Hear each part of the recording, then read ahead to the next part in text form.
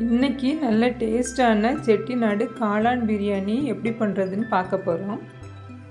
அதுக்கு first mixie ஜாரில் 2 பச்சை மிளகாய், 2 ஏலக்காய், ஒரு துண்டு பட்டை, கொஞ்சம் பெருஞ்சீரகம், 2 கிராம்பு, 10 பல்லு பூண்டு சின்ன சின்னதாக வெட்டி எடுத்து, இஞ்சி கொஞ்சம், ஒரு கையளவு புதினா, ஒரு கையளவு கொத்தமல்லி எல்லாம் கொஞ்சம் தண்ணி விட்டு நல்லா பேஸ்ட் மாதிரி அரைச்சி காளானை அதில் போட்டு நல்லா மிக்ஸ் பண்ணி எடுத்துக்கிடணும்.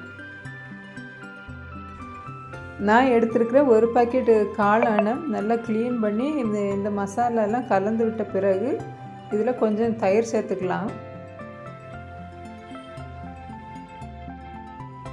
அதுக்கப்புறம் இது கூடவே கொஞ்சம் மஞ்சள் பொடி, கொஞ்சம் வத்தல் பொடி எடுத்த அளவுக்கு 2 ஸ்பூன் கணக்குக்கு மல்லிப்பொடி, 1 ஸ்பூன் மிளகு பொடி, தேவையான அளவு உப்பு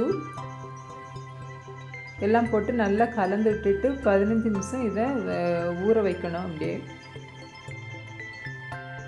அடுத்து அடுப்பில் குக்கர் வச்சு தேவையான அளவுக்கு எண்ணெய் இல்லைன்னா நெய் ஊற்றி அதில் 2 கிராம்பு, 2 ஏலக்காய், ஒரு பிரியாணி இலை, அப்புறம் 2 மீடியம் சைஸ் பெரிய வெங்காயத்தை நீல வாக்கில் வெட்டி எண்ணெயில் சேர்த்து நல்லா வதக்கி எடுக்கணும்.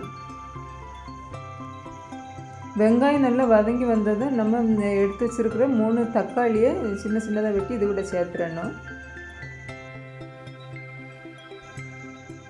வெங்காயத்தையும் தக்காளியும் நல்லா கலந்து விட்டு கிளறிட்டே இருக்கணும். தக்காளி நல்லா வதங்கி வர்றது வரைக்கும் கிளறிட்டே இருக்கணும். தக்காளி வெங்காயம் நல்லா வதங்கினதை நம்ம மசாலா கலந்து வச்சுருக்கிற காளானை இதில் தட்டி நல்லா கலந்து விட்டுடலாம். காளானில் மிக்ஸ் பண்ணியிருக்கிற மசாலாலாம் பச்சை வாசனை போகிற வரைக்கும் நல்லா வேக விடணும்.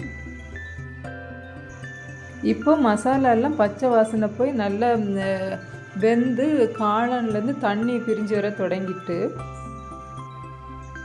மசாலாலாம் பச்சை வாசனை போனதும் நம்ம எடுத்து வச்சுருக்கிற அரிசிக்கு தேவையான அளவு தண்ணி சேர்த்துடலாம். நான் எடுத்துருக்கிற அரிசிக்கு 1 கப் அரிசிக்கு 1.5 கப் அளவு தண்ணி எடுத்துருக்குறேன்.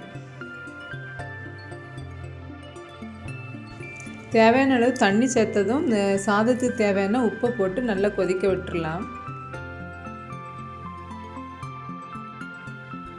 தண்ணி கொதிக்க தொடங்கும் போது 2 ஸ்பூன் நெய்யை போட்டுடலாம். இதில்